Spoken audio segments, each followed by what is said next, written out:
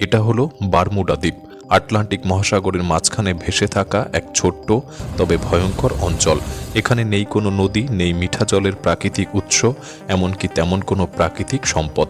চারিদিকে যতদূর চোখ যায় শুধু সমুদ্র, আর বছরের পর বছর শক্তিশালী ঝড়ের সঙ্গে লড়াই করেই টিকে থাকতে হয় এই দ্বীপকে। তবুও অবাক করা বিষয় হলো, এমন প্রতিকূল পরিবেশের মাঝেও এখানে বসবাস করেন 60,000-এরও বেশি মানুষ। আরও আশ্চর্যের বিষয়, পৃথিবীর বহু উন্নত দেশও যে সাফল্য অর্জন করতে পারেনি সেটাই করে দেখিয়েছে এই ছোট্ট দ্বীপ। অথচ এখানে নেই তেল, সোনা কিংবা খনিজের ভাণ্ডার। তবুও এরা এমন এক উপায়ে নিজেদের ভাগ্য বদলে ফেলেছে যা শুনলে অনেকেই অবাক হবেন।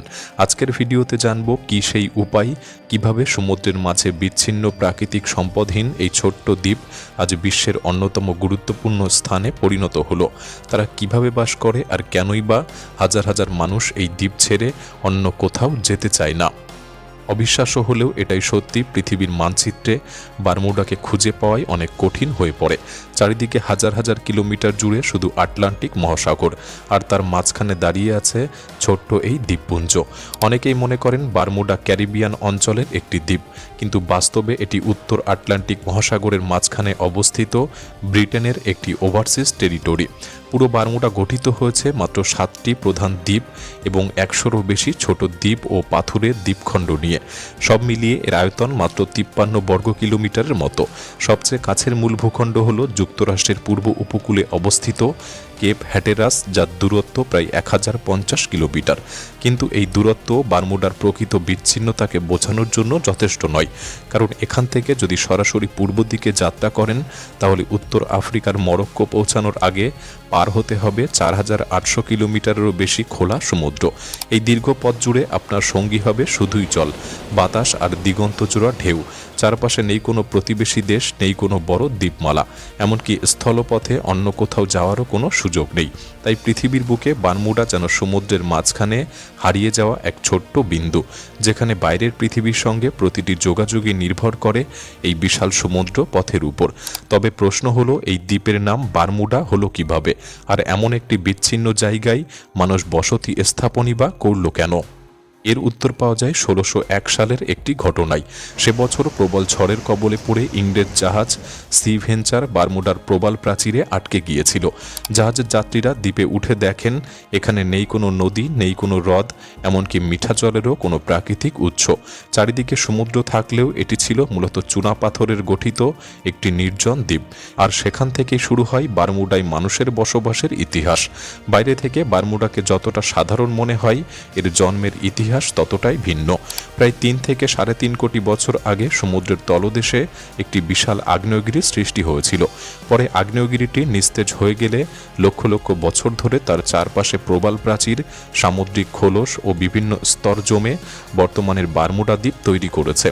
আজও পুরো দ্বীপটি প্রায় 60 মিটার পুরু চুনা পাথরের স্তরের উপর দাঁড়িয়ে আছে, এবং এই চুনা পাথরই বারমুডার সবচেয়ে বড় শত্রু।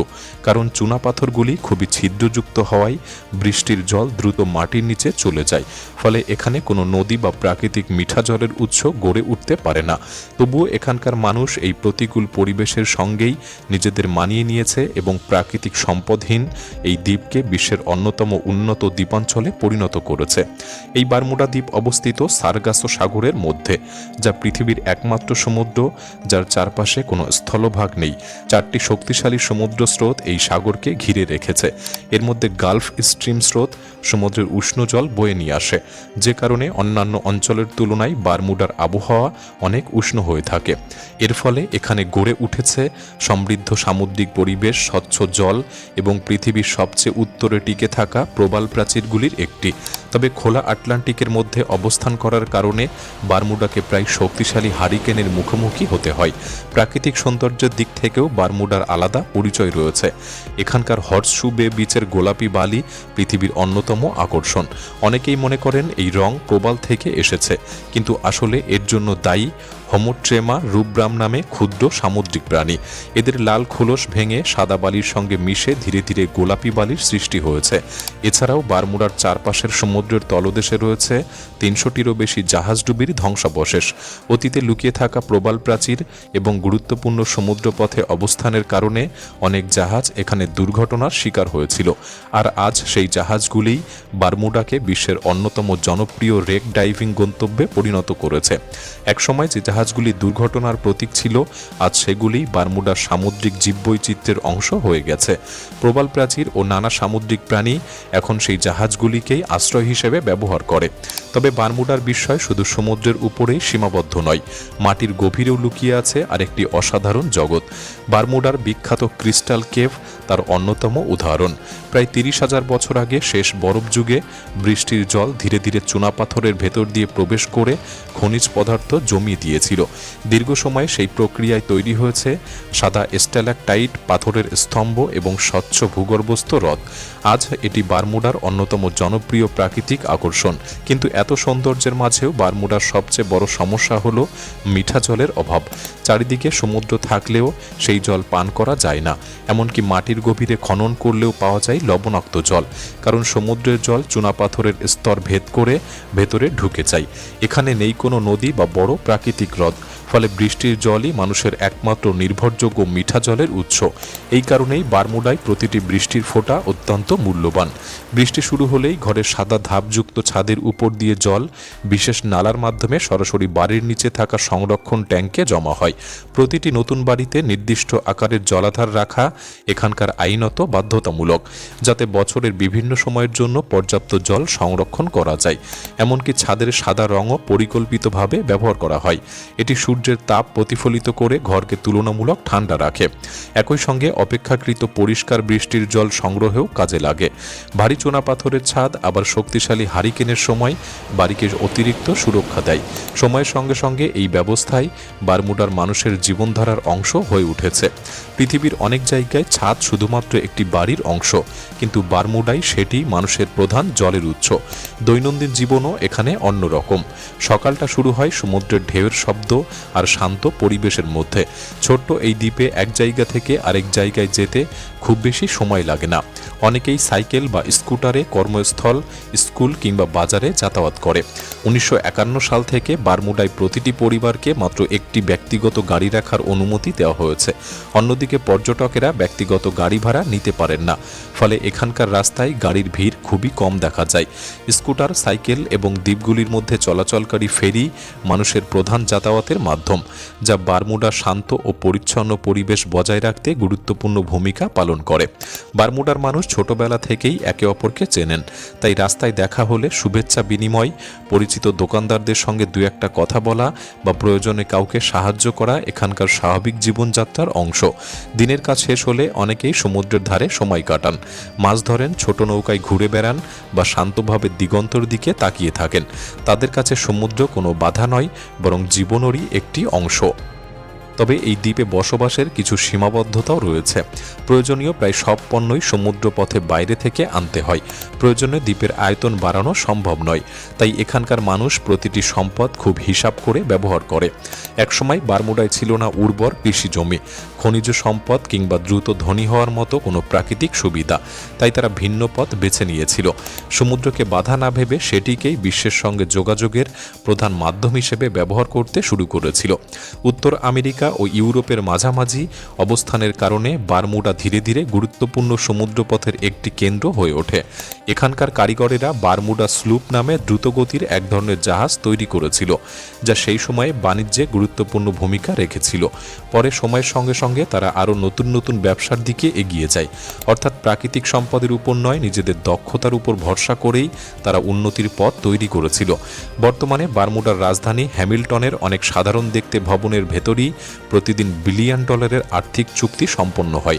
কারণ আজ বারমুডা বিশ্বের অন্যতম বড় রি-ইন্স্যুরেন্স কেন্দ্র। সহজ ভাষায় এটি এমন একটি ব্যবস্থা যেখানে বড় বড় বীমা কোম্পানিও নিজেদের ঝুঁকি কমানোর জন্য আবার বীমা করে। হারিকেন, ভূমিকম্প বা বড় প্রাকৃতিক দুর্যোগে যখন ক্ষতির পরিমাণ অনেক বেড়ে যায়, তখন এই রি-ইন্স্যুরেন্স কোম্পানিগুলি সেই আর্থিক ঝুঁকির বড় অংশ বহন করে। বর্তমানে বিশ্বের রি-ইন্স্যুরেন্স বাজারের 1/3 বেশি বারমুডার সঙ্গে যুক্ত রয়েছে এবং এখান থেকে প্রায় 1.5 ট্রিলিয়ন ডলারের সম্পদ পরিচালিত হয়। অর্থাৎ যে দ্বীপে একসময় বেঁচে থাকার জন্য বৃষ্টির প্রতিটি ফোঁটার জল সংরক্ষণ করা হতো, সেই দ্বীপই আজ বিশ্বের বড় বড় আর্থিক ঝুঁকি সামলাতে গুরুত্বপূর্ণ ভূমিকা পালন করছে। এটাই সেই কারণ যার জন্য বারমুডা আজ বিশ্বের অন্যতম ধনী ও গুরুত্বপূর্ণ অঞ্চল হিসেবে পরিচিত। উন্নতির পাশাপাশি বারমুডা তাদের সংস্কৃতিকেও সমান গুরুত্ব দিয়েছে। এখানকার বিখ্যাত বারমুডা শর্টস শুধু সাধারণ পোশাক নয়, বরং অফিসিয়াল পোশাক হিসেবেও স্বীকৃত। ব্যবসায়ী, সরকারি কর্মকর্তা, এমনকি দেশের প্রধানমন্ত্রীকেও এই পোশাকে দেখা যায়। আরও একটি গুরুত্বপূর্ণ ঐতিহ্য হল গোম্বে নৃত্য। এই নৃত্যের সূচনা হয়েছিল দাস হিসেবে আনা আফ্রিকানদের হাত ধরে। একসময় নিজেদের পরিচয় গোপন রাখতে মুখোশ পরে এই নাচ পরিবেশন করা হতো। বর্তমানে এটি বারমুডার ইতিহাস, সংস্কৃতি এবং ঐতিহ্যের অন্যতম প্রতীক। তবে সবকিছুর পরেও বারমুডা নিখুঁত নয়। অধিকাংশ প্রয়োজনীয় পণ্য বাইরে থেকে আমদানি করতে হয় বলে এখানে জীবনযাত্রার খরচ অনেক বেশি। সীমিত আয়তনের কারণে নতুন অবকাঠামো নির্মাণও সহজ নয়। এছাড়া প্রতি বছর হারিকেনের ঝুঁকি তো রয়েছেই। ভবিষ্যতে সমুদ্রপৃষ্ঠের উচ্চতা বৃদ্ধি হলে এই দ্বীপের জন্য আরও বড় চ্যালেঞ্জ রয়েছে। তবুও বারমুডার মানুষ এই দ্বীপ ছেড়ে যেতে চায় না, কারণ তাদের কাছে এটি শুধু বসবাসের একটি জায়গা নয়, বরং স্মৃতি, পরিচয় এবং নিজেদের বাড়ি। আর হয়তো এই কারণেই প্রাকৃতিক সম্পদহীন ছোট এই দ্বীপটি আজও বিশ্বের সবচেয়ে বড় সফল অঞ্চলগুলির একটিতে পরিণত হয়েছে। বারমুডার আসল শক্তি কখনোই তেল, সোনা বা খনিজ সম্পদ ছিল না। তাদের সবচেয়ে বড় শক্তি ছিল সঠিক সিদ্ধান্ত নেওয়ার ক্ষমতা, নিজেদের সীমাবদ্ধতাকে সুযোগে পরিণত করার দক্ষতা এবং নিজের দেশকে ভালোবাসার মানসিকতা। আপনি কি বারমুডার মতো এমন একটি ছোট্ট দ্বীপে স্থায়ীভাবে বসবাস করতে পারবেন, যেখানে চারিদিকে শুধু সমুদ্র আর আশেপাশে শুধু পরিচিত মানুষের ভিড়? আপনার মতামত আমাদের কমেন্ট বক্সে লিখে জানাতে পারেন। ভিডিওটি ভালো লাগলে একটি লাইক করতে পারেন, চ্যানেলটি সাবস্ক্রাইব করে রাখতে পারেন। তাহলে দেখা হচ্ছে পরবর্তী নতুন একটি এপিসোডে। ধন্যবাদ।